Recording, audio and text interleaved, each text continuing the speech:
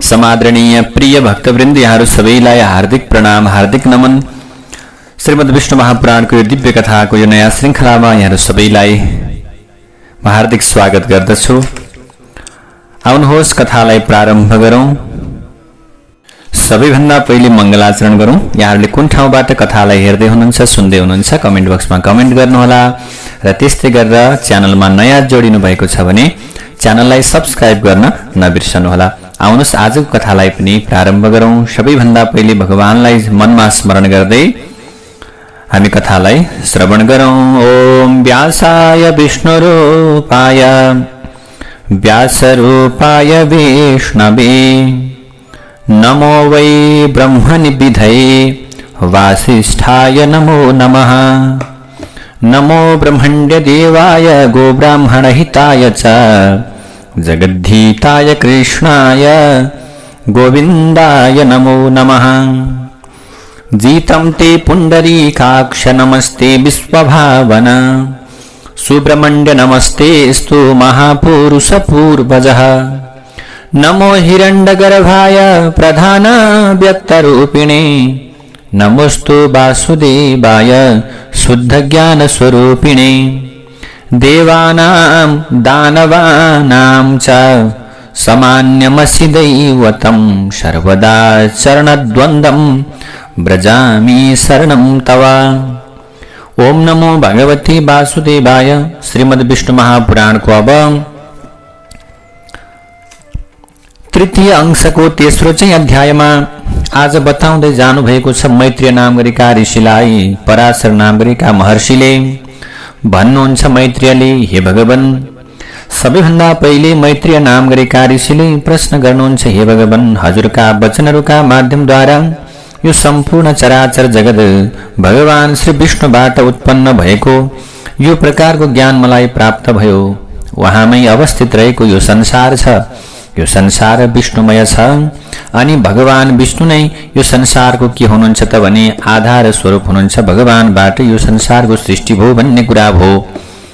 अब भगवान भन्दा अलग केही पनि छैन भन्ने कुरालाई मैले बुझेँ। तर एतत्तो श्रुतुमिच्छामि व्यस्तदा वेदा महात्मन व्यस्ता वेदा महात्मन। अब चाहिँ मैले वेदव्यासको स्वरूप धारण गर्नुभएका परमात्माले कस्ता किसिमले वेदहरूको विभाजन गर्नुभएको हो त्यो विषयमा सुन्न चाहन्छु। त्यो विषयमा पूर्ण रूपमा बताइदिनुहोस्। हे मुनिश्रेष्ठ, हे भगवान, जुन जुन युगमा जो वेदव्यास भएका थिए तिनीहरूका विषयमा अनि वेदहरूको शाखा तथा उपशाखाहरूका विषयमा विस्तृत रूपमा बताइदिनुहोस् भनेर आज मैत्रेय नाम गरेका ऋषिले पराशर नाम गरेका महर्षिलाई प्रश्न गर्नुभयो। अब पराशरजीले पनि यिनै प्रश्नको उत्तर दिने सिलसिलामा भन्नुहुन्छ। पराशरले भन्नुभयो, वेदद्रुमस्य मैत्रेय शाखा भेदाः सहस्रशः न शक्यो विस्तरो वक्तुं संक्षेपेन शृणुष्व तद्। पराशरले भन्नुहुन्छ, हे मैत्रेय, यो वेदरूपी वृक्षका हजारौं शाखाहरू रहेका हुनाले तिनीहरूका विषयमा विस्तारपूर्वक वर्णन गर्न सम्भव छैन। त्यसै कारण त्यो विषयमा संक्षेपमा बताउने प्रयास गर्दछु, सुन। प्रत्येक कल्पको द्वापरयुगमा परब्रह्म परमात्मा भगवान श्री विष्णु जो करुणामय करुणा सिन्धु हुनुहुन्छ, उहाँ भगवान विष्णु नै श्री वेदव्यासका स्वरूपमा प्रकट हुनुहुन्छ र सांसारिकको अथवा सांसारिक यो कल्याणका लागि एउटा वेदलाई अनेक प्रकारका शाखा उपशाखाहरूमा विभाजन गरिदिनुहुन्छ। वहाँ भगवान श्री विष्णुले मनुष्यहरूको तेज अर्थात शक्ति र बललाई अत्यन्त अल्प भएको जानेर सम्पूर्ण प्राणी मात्रको कल्याण होस् भन्ने अभिप्रायले वेदहरूको विभाजन गरिदिनु भएको हो। जुन शरीरका माध्यमद्वारा परब्रह्म परमात्माले एक रहेको वेदलाई अनेक शाखा एवं उपशाखाहरूमा विभाजन गरिदिनु भएको छ। परमात्माको त्यो शरीर वेदव्यासका नामबाट प्रख्यात भएको छ। त्यसैले वेदव्यासाभिधानातु सामूर्तिर् भनेको वेदव्यासका रूपबाट प्रख्यात छ त्यो परमात्माको त्यो शरीर। अनि जुन जुन मनमन्तरमा जो जो प्रकारका व्यास हुनेछन् तिनै तिनै वेदव्यासले जस्ता किसिमले साकारको विभाजन गर्नेछन्। यो वैवस्वत मन्वन्तरका समयमा फेरि द्वापर युगमा व्यास महर्षिहरूले अहिलेसम्म पटक पटक गरेर 28 पटक वेदहरूको विभाजन गरिसक्नु भएको छ। सबैभन्दा पहिले द्वापर युगमा स्वयं ब्रह्माजीले वेदहरूको विभाजन गर्नुभयो। दोस्रो चाहिँ द्वापर युगमा प्रजापति वेदव्यास भए। तेस्रो द्वापर युगमा शुक्राचार्यजी, चौथोमा बृहस्पति, पाँचौंमा सूर्य, छैठौं द्वापर युगमा यमराज वेदव्यासको स्वरूपलाई धारण गरे। सातौं चाहिँ द्वापर युगमा वेदव्यास इन्द्र बने। आठौंमा द्वापर युगका वेदव्यास वशिष्ठ, नवौं द्वापर युगमा वेदव्यास सारस्वत अनि 10औं द्वापर युगका वेदव्यास त्रिधामा नाम गरेका ऋषि। 11औं द्वापर युगमा वेदव्यास त्रिशिख भए र 12औं चाहिँ द्वापर युगमा अब वेदव्यास भरद्वाज नाम गरेका ऋषि भए। 13औंमा चाहिँ अन्तरिक्ष, 14औंमा वेदव्यास भनेको बप्री भए, 15औंमा वेदव्यास त्रैयारुण भए, 16औंमा वेदव्यास धनञ्जय भए। यसरी 17औं चाहिँ द्वापर युगका वेदव्यास ऋतुञ्जय भएका थिए। 18औं द्वापर युगका वेदव्यास ऋणज्य भएका थिए। यस्तैले 19मा भरद्वाज नै वेदव्यास भए, 20मा गौतम, 21मा हरियात्मा, 22मा चाहिँ वाजश्रवा ऋषि अनि 23औं द्वापर युगमा सोम सुष्म वंशका तृणबिन्दु वेदव्यास भएका थिए। यसरी नै 24औं द्वापर युगमा भृगु वंशमा उत्पन्न भएका ऋक्ष नाम गरेका ऋषि चाहिँ वेदव्यास भए, जसलाई मनुष्यहरूले वाल्मीकि भनेर भन्दछन्। अनि 25औं द्वापरमा शक्ति चाहिँ वेदव्यास भए, जो पराशरका पिताजी हुनुहुन्छ शक्ति। अनि 26औंमा म स्वयं अर्थात् पराशर वेदव्यास भए भनेर पराशरजीले नै बताउनु भयो। 27औं द्वापर युगमा चाहिँ जातुकर्ण नाम भएका वेदव्यास भएर अन्त्यममा अर्थात् अहिलेको समयमा 28औं द्वापर युगमा कृष्ण द्वैपायन वेदव्यास भए। यस्ता प्रकारले यी 28 वेदव्यास प्राचीन हुन्। यी सबै प्रकारका वेदव्यासको जो स्वरूप छ, यी प्रत्येक समयमा प्रत्येक चतुर्युग बित्दा जब द्वापर युगको समय आइपुग्छ तब वेदव्यासको स्वरूपलाई भगवान विष्णुले साक्षात धारण गर्नुहुन्छ। त्यसैले व्यासाय विष्णु रूपाय भनेको विष्णुकै रूपमा व्यासलाई के गरिन्छ, पूजन गरिन्छ, सम्मान गरिन्छ, आदर गरिन्छ, सत्कार गरिन्छ। अब यी सबै प्रकारका ऋषिहरूले द्वापर युगको आदिमा अर्थात् प्रारम्भमा एक भागमा रहेको वेदलाई 4 भागमा विभाजन गरेका हुन्।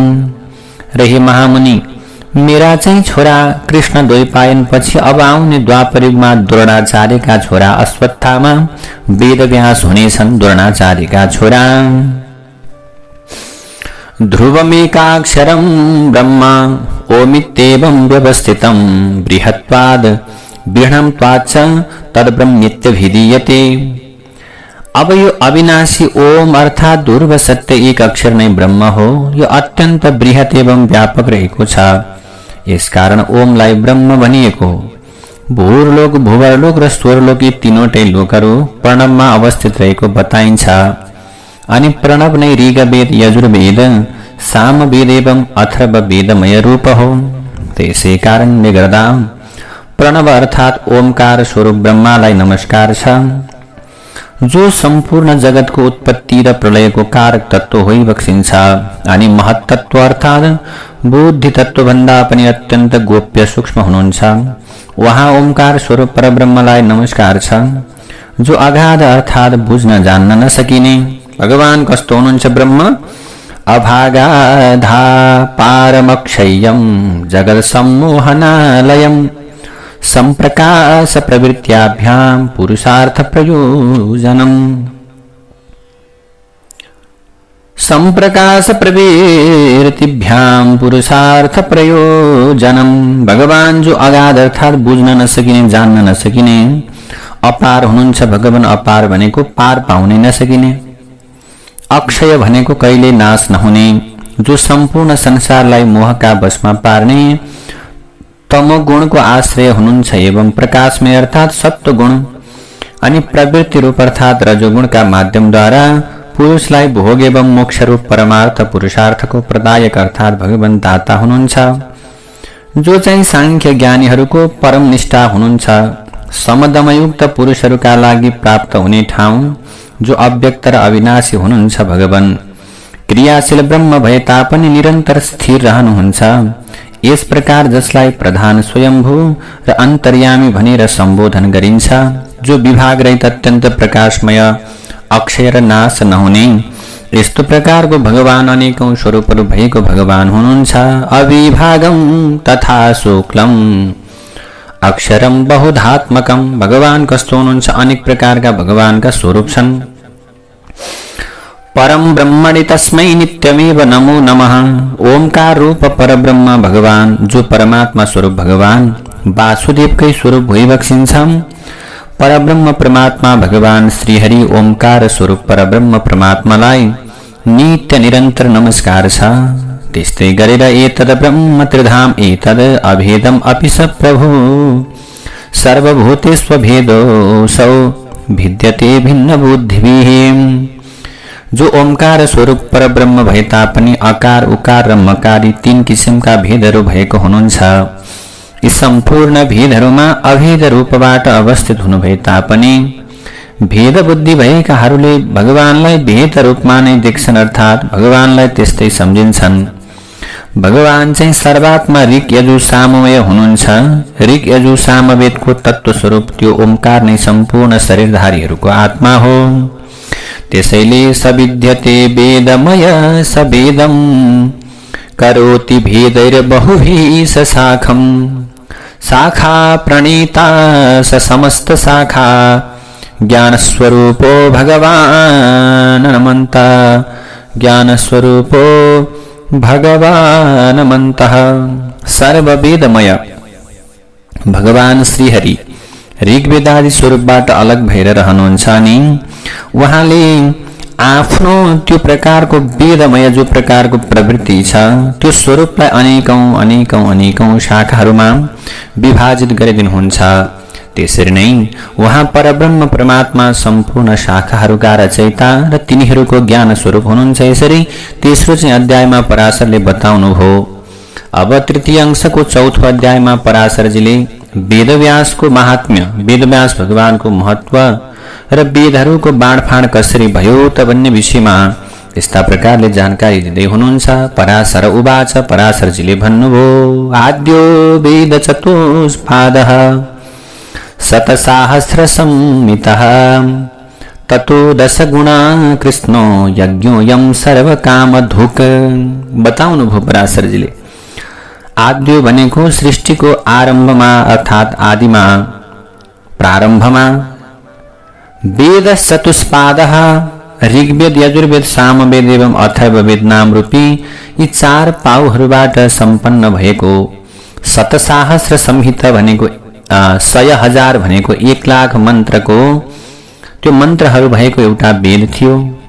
त्यो समयमा सबै किसिमका कामनाहरू पूर्ण गराइदिने अग्निहोत्र आदि गरेका 10 किसिमका यज्ञहरू विद्यमान रहेका थिए, अर्थात् त्यस्ता प्रकारका यज्ञहरू हुन्थे। त्यसपछि 28औं द्वापरमा पराशरले भन्नुहुन्छ, मेरा छोरा कृष्ण द्वैपायनले 4 पाउहरूमा सम्पन्न भएको एक वेदलाई उनले 4 भागमा विभाजन गरिदिए। परम बुद्धिमान वेद व्यासले जुन किसिमबाट एउटा वेदलाई 4 भागमा विभाजन गरे, त्यसरी नै अन्य सबै वेदव्यासहरूले अनि मैले पनि वेदहरूको विभाजन गरेका थियौं भनेर पराशरजीले बताउनुहुन्छ। यस्तै प्रकारले पराशर नाम ऋषि ऋषिले आज मैत्रेय नाम ऋषिलाई बताउँदै जानुभयो। तदनीनैव वेदानां शाखा भेदान् द्विजोत्तमा। हे ब्राह्मण श्रेष्ठ, हे प्रभु, सबै चतुर्युगहरूमा यस्ता किसिमका शाखा भेदपूर्वक नै वेदहरूको पाठ हुने गर्दछ। यो प्रचलित नियम भएको भनेर सम्झनुपर्छ, बुझ्नुपर्छ। तर कृष्ण द्वैपायनलाई तिमीले साक्षात् भगवान नारायण नै सम्झ, किनकि हे मैत्रेय, यो सम्पूर्ण संसारमा स्वयं नारायणका अतिरिक्त अन्य कसैले महाभारतको रचना कहाँ गर्न सक्छ र भगवान बिना त्यस्तो दिव्य महाभारत कसरी रचना हुन सक्छ र? त्यसैले उहाँ भगवान नै हो। द्वापर युगमा मेरा छोरा कृष्ण द्वैपायनले जस्ता प्रकारले वेदहरूको विभाजन गरेका थिए त्यसको वास्तविकताका विषयमा मबाट पूर्ण रूपमा तिमीले सुन। पराशर नाम गरेका ऋषिले मैत्रेयलाई भन्नुहुन्छ, तिमीले राम्रोसँग सुन हे मैत्रेय। द्वापर युगमा मेरा छोराले के गरे त? परमपिता ब्रह्माजीबाट अभिप्रेरित भएर व्यासले जब वेदहरूको विभाजन गर्ने कार्य आरम्भ गरे त्यो समयमा उनले वेदहरूको आद्योपान्त अर्थात् पहिलादेखि अन्तिमसम्म वास्तविक रूपमा अध्ययन गरेका 4 प्रकारका शिष्यहरूलाई साथमा लिएका थिए। ती महामुनिले तिनीहरू मध्ये पहिला नाम गरेका ऋषिलाई ऋग्वेद पढाए। ऋग्वेदा श्रावकम पहिलम जग्राह स महामुनिः वैशम्पायन नामानाम यजुर्वेदस्य चाग्रहित। यसरी वेदव्यासले के गर्नुभयो त? कृष्ण द्वैपायन वेदव्यासले पहिला नाम गरेका आफ्ना शिष्य ऋषिलाई ऋग्वेद पढाउनु भयो अनि वैशम्पायन ऋषिलाई यजुर्वेद पढाए। अनि यसरी नै जैमिनी नाम गरेका ऋषिलाई जैमिनी सामवेदस्य जैमिनीलाई सामवेद, त्यस्तै गरेर आज सुमन्तो नाम गरेका ऋषिलाई अथर्ववेदमा पारङ्गत अर्थात् पूर्ण प्रकारका ज्ञाता बनाए। त्यस्ता प्रकारले परम बुद्धिमान वेदव्यासका यी 4वटै शिष्यहरू 4 वेदहरूका विषयमा पूर्ण रूपमा ज्ञान सम्पन्न भए। त्यस्तै गरेर रोमहर्षण नामानां महाबुद्धिं महामुनिः सूतं जग्राह शिष्यं स इतिहास पुराणयोः। यसबाहेक महामुनि कृष्ण द्वैपायन वेदव्यासले अत्यन्त बुद्धिमान रोमहर्षण नाम गरेका आफ्ना शिष्यलाई इतिहास र पुराणी 2वटा विषयहरूको शिष्यका रूपमा लिए अर्थात् वेदव्यासले शिष्यहरू बनाए। पराशरले भन्नुहुन्छ, पराशरले बताउँदै जानुभएको छ वेदव्यासले के गरे त भनेर बताउँदै जानुभयो। अब यस्तै प्रकारले प्राचीन कालमा यजुर्वेद एउटै मात्र थियो, त्यसलाई उनले 4 भागहरूमा विभाजन गरे। यसकारण त्यसैबाट चातुर्होत्र अर्थात् 4 हातबाट गरिने यज्ञ प्रारम्भ भयो र यो चातुर्होत्रको विधान अनुसारको यज्ञको व्यवस्था गरे। अब त्यस्तै गरेर अत्यन्त तीक्ष्ण बुद्धि भएका वेदव्यासले यजुर्वेदका माध्यमद्वारा के गरे त? अर्धयुर अर्थात् यज्ञ गराउने ऋत्विकहरूको ऋग्वेदबाट होताको, सामवेदबाट उद्गाताको र अथर्ववेदका माध्यमद्वारा ब्रह्म कर्मको स्थापना गरे। यसपछि वेदव्यासले कस्तो प्रकारको कर्म गरे त भने ततः स ऋचमोद्धृत्य ऋग्वेदं कृतवान् मुनिः यजुंसि च यजुर्वेदं सामवेदं च सामभिः। बताउनुभयो यसपछि उनले ऋग्वेदका श्रुतिहरूलाई निकालेर ऋग्वेदको अनि यजुर्वेदका श्रुतिहरूलाई निकालेर यजुर्वेदको रचना गर्ने कार्य गरे। यसरी नै सामवेदका सामवेदं च सामभिः सामवेदका श्रुतिहरूका माध्यमद्वारा सामवेदको पनि रचना गरिदिए। त्यस्तै गरेर मैत्रेय नाम गरेका ऋषिलाई आज पराशरले बताउँदै जानुभएको छ, राज्ञ स्वर्थर्ववेदेन सर्वकर्माणि च प्रभु कारयामास मैत्रेय ब्रह्मत्वं च यथास्थितिं। त्यसपछि मैत्रेय सुन, महर्षि वेदव्यासले नै अथर्ववेदका माध्यमद्वारा सम्पूर्ण राजकर्म अर्थात् अथवा राजकर्म एवं ब्रह्मत्व अर्थात् ब्राह्मणत्वको व्यवस्था पनि गराए। स्वयमेको महावेद तरुस्तेन पृथक्कृतः चतुर्धातु ततो जातं वेदपादपकाननम्। अब यस्तै गरेर यस प्रकार ती महात्मा वेदव्यासले एउटै वेदरूपी वृक्षलाई 4 भागमा विभाजन गरे र ती 4वटै वेदरूपी वृक्षहरूका माध्यमद्वारा वेद वृक्षहरूले पूर्ण रूपमा भरिएको वेदमय वन नै उत्पन्न भयो। वेदमय वनको उत्पत्ति भयो। विभेदं प्रथमं विप्र पहिलो ऋग्वेद पादपम् इन्द्र प्रमातये प्रादाद बास्कलाया च संहिते। आहा, कस्तो मिठो कुरा बताउनु भयो हे ब्राह्मण, हे मैत्रेयजी। सबैभन्दा पहिलेले ऋग्वेद रूपी वृक्षलाई 2 भागमा विभाजन गरे। त्यसपछि त्यसमध्ये एक भाग इन्द्र प्रमतिलाई, अर्को भाग वास्कललाई पढाए। हेर्नुस् है, वेदका कति शाखा छन्, वेदलाई ऋषिहरूले कसरी विभाजन गर्नुभएको छ भन्ने दिव्य प्रकारको यहाँ यो ज्ञान रहेको छ। हामीले 4 वेदहरू सुनेका छौं, तर ती 4 वेदहरूका पनि भेद छन् अथवा तिनीहरूमा पनि के छ, विभिन्न प्रकारले विभाजन गरिएको छ। यस्तो प्रकारको कथा छ, यो दिव्य प्रकारको कथा ध्यान दिएर सुनौ। अब त्यसपछि के भयो त भने अब त्यहाँ वास्कल र इन्द्र प्रमतिलाई 2टा वेद बाँडेका पहिलले। त्यसपछि ती वास्कलले पनि आफ्नो शाखालाई अर्थात् संहितालाई फेरि 4 भागमा विभाजन गरिदिएछन् र 4 भागमा विभाजन गरेर तिनीहरूका विषयमा बौद्ध आदि आफ्ना शिष्यहरूलाई पढाए वा उपदेश दिए। त्यस्तै गरेर त्यो वास्कलीय शाखा अर्थात् संहिताका 4वटै प्रशाखाहरूलाई उनका शिष्य बौद्ध, अग्निमाथर, याज्ञवल्क्य एवं पराशरले ग्रहण गरे। हे मैत्रेय, इन्द्र प्रमतिले आफ्नो शाखा अर्थात् संहिताका विषयमा आफ्ना छोरा माण्डुक्यलाई पढाए। यसरी के हुन्छ, शिष्य प्रशिष्य गुरु शिष्य परम्परा अनुसार वेदका शाखाको अध्ययन अध्यापन गर्ने कार्य निरन्तर रूपमा चल्दै गयो। तस्य शिष्य प्रशिष्येभ्य पुत्र शिष्यान् क्रमाद्ययो वेदमित्रस्तु साकल्यः संहितां तामधीतवान्। वेदमित्रस्तु साकल्यः संहितां तामधीतवान्। यस्तै किसिमले अब उनका शिष्य प्रशिष्यहरूमा र उनका छोरा एवं शिष्यहरूमा त्यो शाखाको व्यापक रूपमा प्रचार प्रसार भयो। यसै शिष्य गुरु शिष्य परम्परा अनुसार नै साकल्य वेदमित्रले पनि त्यो संहिताको राम्रोसँग अध्ययन गरे र त्यसलाई फेरि 5 शाखाहरूमा विभाजन गरे अनि आफ्ना 5वटा शिष्यहरूलाई विभाजन गरेका ती वेदहरूका विषयमा पढाए। उनका जुन 5 शिष्यहरू थिए तिनीहरू मुद्गल भए। साकल्य वेदमित्रका शिष्यहरूका विषयमा बताउनुभयो। मुद्गल, गोमुख, वात्स्य, शालिय र 5औं शिष्य नाम गरेका शिष्य भए। ती 5वटा शिष्य अत्यन्त बुद्धिमान थिए, अत्यन्त मेधावी थिए। त्यसैले उनीहरूले वेदलाई ग्रहण गर्न सके। त्यसैले वेदलाई ग्रहण गर्नका निम्ति त बुद्धिमता चाहिन्छ, बौद्धिकता चाहिन्छ, तीक्ष्णता चाहिन्छ।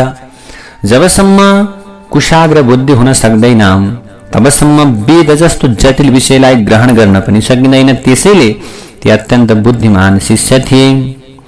उनका अर्का एउटा शिष्य शाकपूर्णिले 3 संहिताहरूको अनि चौथाले एक निरुक्त ग्रन्थको फेरि रचना गरेका थिए। त्यस्ता बुद्धिमान थिए र ती 3वटै संहिताहरूको अध्ययन गर्ने महामुनि क्रौञ्च, वैतालिक र बलाक यी 3वटा शिष्यहरू थिए।